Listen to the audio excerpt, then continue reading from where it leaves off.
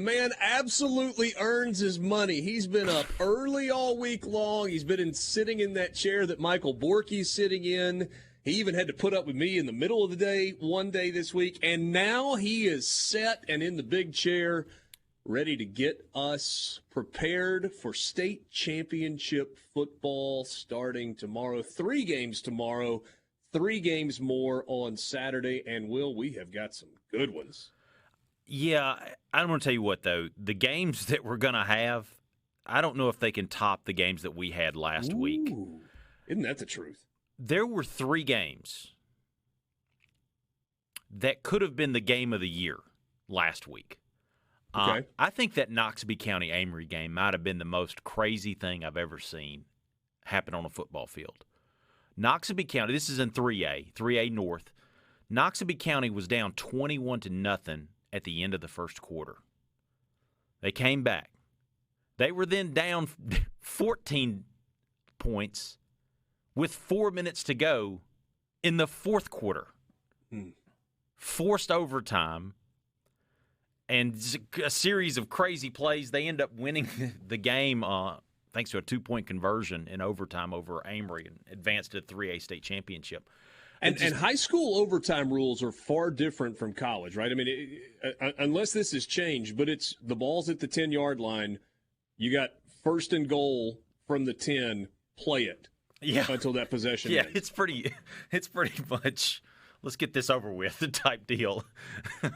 And it makes it so much more fun, and you see a lot of, I'll be honest with you, you see a lot of 3 overtime games. It happens.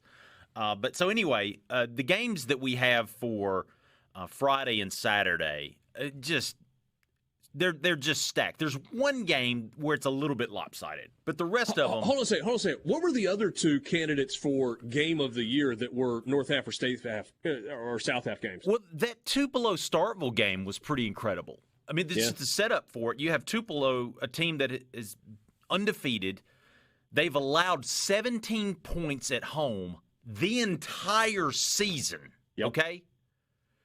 Starkville scores 20 points in the first half of that game.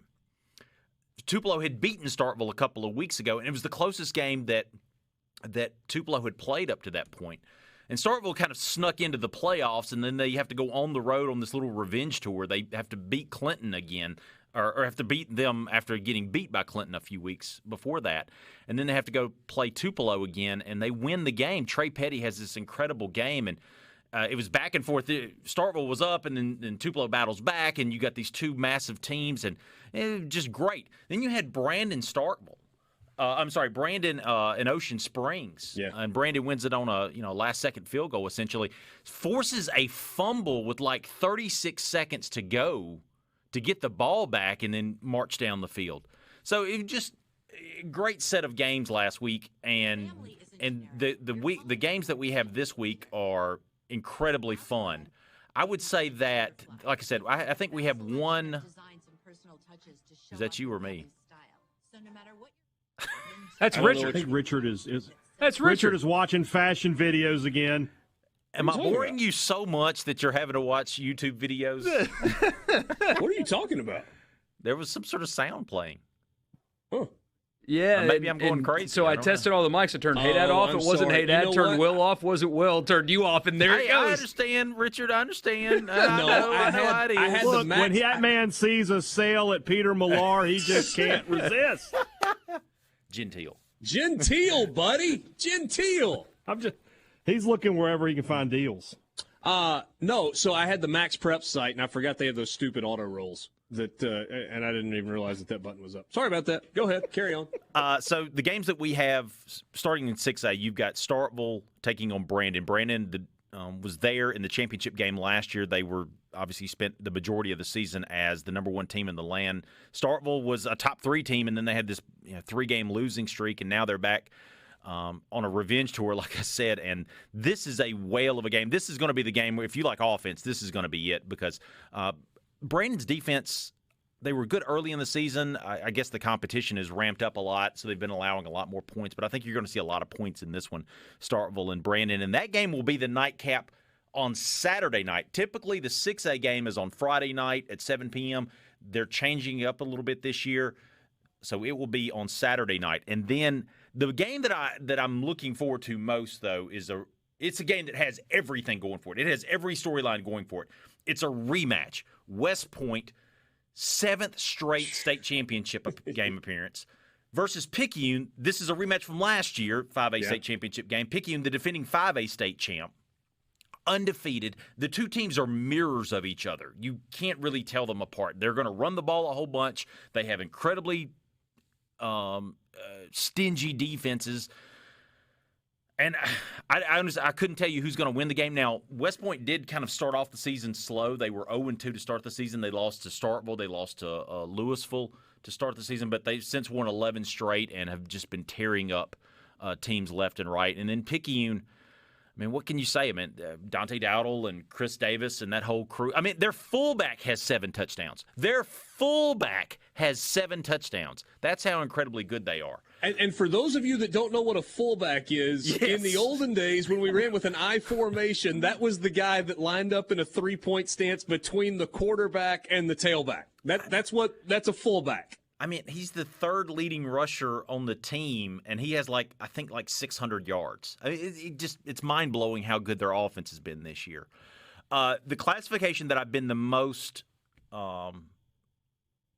I've had the most fun watching this year, I would say, is 4A. There were about 6 or 7 teams that I could have seen in the state championship game in 4A. It ends up being Louisville and Mendenhall, and I'm excited about it. These are 2 of those teams that could have been in that group that I just mentioned. Louisville, powerhouse program. They've never lost a state championship game. They've won 10 state championships. Taking on Mendenhall, who was a power back in the 80s, and this is Mendenhall's last chance, really, because they're going to be consolidated with McGee in a few years. And with all the seniors they have graduating this time around, I don't know if they'll make it back to a state championship in time. So this is like their last chance. I don't know what the new school is going to be called, but this is their last chance to win a state championship, essentially. It's going to be McGeeden Hall, I think. McGeeden Hall. That makes sense. If I can get Haydad to giggle, I have accomplished something. I just made him giggle. We're good. That's a good joke. I was sitting there thinking about how I hate losing McGee-Mendenhall, such a great high school rivalry, but you brought me back up. McGeeden Hall. I'm writing that one down. I'm going to send the supervisors a letter. So Louisville. Print the T-shirts. Look, hey, it's crazy, though. You've got Louisville, Noxubee County, Starkville, and West Point all in state championship games. And those 4 teams typically, not every year, but typically will play each other in some form or fashion to start the season. It's just a testament to how good those teams are in that area, hey, Dad. Yeah. That's right. Man, out of the gate tomorrow morning, 11 a.m., 3A state championship game. I feel like every single week throughout the course of the season, when we've mentioned Raleigh, Suntarine Perkins' name has come up. He's been such an incredible player for Raleigh. And then you got a traditional power in Noxubee County as well. That's how we get to start this parade of 6 games over the course of 2 days. Raleigh is 13-1, and I don't know if there's a player that's more valuable to a team than what Perkins is to Raleigh. They would not be in this. They might not make the playoffs if it's not for this guy. He puts that team on his back. He is the lead running back. I think he has like 25 touchdowns, 26 touchdowns, something like that. And he's the best defensive player, and he has several defensive touchdowns this year. He's just an incredible – and I think he might even – punt the ball or kick the ball or something like that. I mean, he's just an incredible player. And Raleigh is, since the get-go, they've been the team to kind of watch in 3A.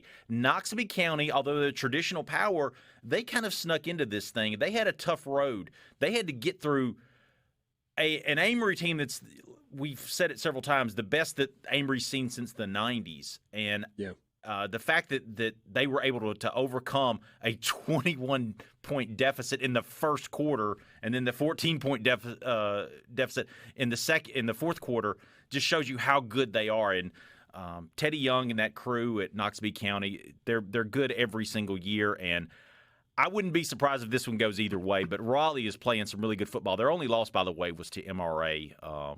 A few weeks, I think it was like middle of the season, something like that. And then in 2A, you've got Scott Central and Charleston. Scott Central defending 2A state champ. Not quite with the team they had last year. Last year, they had a record-setting team going into the playoffs. This year, they're really good. I don't think they're quite as good as they were last year. And they'll be taking on Charleston, a team that, has been there many times, but has only won one state championship in like 6 tries or 7 tries, something like that. And then you got in 1A, you got Bay Springs and McEvans. This is the most lopsided one. You've got Bay Springs as the defending 1A state champ, and they're the heavy favorite in this one, I would say.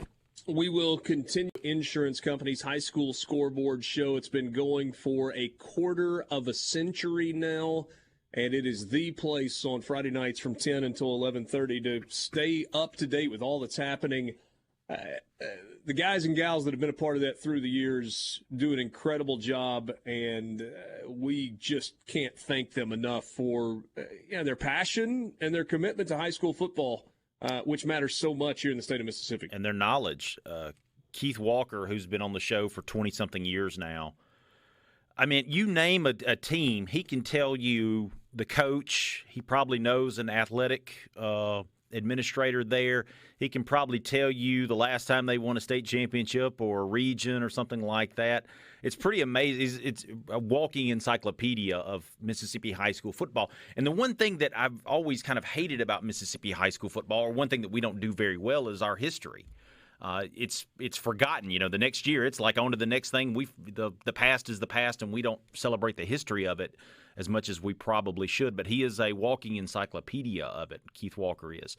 And then Butch has a knowledge of the private and academy schools that I don't have. I'm from North Mississippi, where private and academy schools are not a big thing. And so he has that deep knowledge of all these teams and their histories and their coaches and their players, and he can usually predict, this team is going to do well this year. And usually I poll the guys at the beginning of the year, who do you think is going to be in the state championship game, or who's going to win the state championship game in each of these classifications. And they're not always accurate, but, man, they came dadgum close this year. I mean, Butch predicted from the get-go. He said Ocean Springs is the team to beat in 6A, and a lot of people, 6A football on the coast has struggled in recent years. They would have said, oh, you're crazy. Well, he came in within 3 points of predicting that they would be in the state championship game. And, we've talked throughout the course of the season about that hurdle, right, for 6A coast football teams to try and get over and get to the state championship game. And while it didn't happen for Ocean Springs, I don't think that takes anything away from the season they had. Individual, team, just incredible all year long, and they just kept answering the bell with everybody that came along their way, and Brandon was just a field goal better. I mean, you said it a second ago. They recover a fumble with less than a minute to go, drive down, make the field goal. I mean, we talk about college kickers. How about high school kickers? You make the field goal and you advance to the title game. What an incredible season for Ocean Springs. Yeah, Bray Hubbard, who is Mr. Football in 6A and will be playing at Alabama next year, I guess on the defensive side. I don't know exactly what they're going to do with him. But as a quarterback, if there was one player that you would want, I think it would be Bray Hubbard because the guy's a leader. He left it all out on the field, and an incredible player. And I said Suntarine Perkins was probably the most valuable player for a team, and I think that's true for Raleigh at 3A. But if I had to pick a quarterback to start right now for a high school football team, I'd take Bray Hubbard if I'm limited to high school football quarterbacks. The guy is just an incredible player, and if Nick Saban is after him, that there's something there, right? Yeah. And he was after him when I think he was a Southern Miss baseball commit. And I think Nick Saban was the first football offer that he had. I may be mistaken about that, but shows you kind of the quality of talent that he has. So tomorrow, 11 a.m., Raleigh and Noxubee County, 3 o'clock, Bay Springs, McEvans, and then the 5A state championship game is at 7 tomorrow night, Picayune and West Point. Then you go to Saturday, Mendenhall and Louisville at 11, Scott Central Charleston is at 3, Brandon and Starkville, that is at 7. All of the games are in Hattiesburg, back at M.M. Roberts Stadium at the Rock this year. And it's kind of settled in there for the last few seasons, hasn't it? So this is what, the third year, I believe, that it's been there. They did it 2 years in a row, and then it was supposed to go back to rotating between Starkville, Oxford, and Hattiesburg, but for whatever reason, they decided they were going to have it back at the Rock this year. And I don't know what the future holds. Yeah. It would have been fun to have it in Starkville this year because of Noxubee County, Louisville, Starkville, West Point. I mean, could you imagine the crowds that would be at Davis Wade for those teams? And I kind of like it rotating between the different schools. I don't know how the schools feel about them, the colleges, but I kind of like the rotation because it gives a variety of places to go. When it was in Jackson just for all those many years, there was something to that, but there's parts of the state that have to travel so far, and with them trying to improve the game and the knowledge of the game across the state, especially with the areas of growth that we've seen in North Mississippi and on the coast, I think it's smart to keep it rotating between the schools. But I don't know what the plans are right now. And if you want to watch or listen to these games, you can go to the MHSAA website and figure out where we will have area. The West Point game, and we will have the Starkville game at supertalk.fm/high school. So the 5A and the 6A state championship game. Supertalk.fm/high school if you want to listen to the 5A game or the 6A game. Will, it's been fun doing this.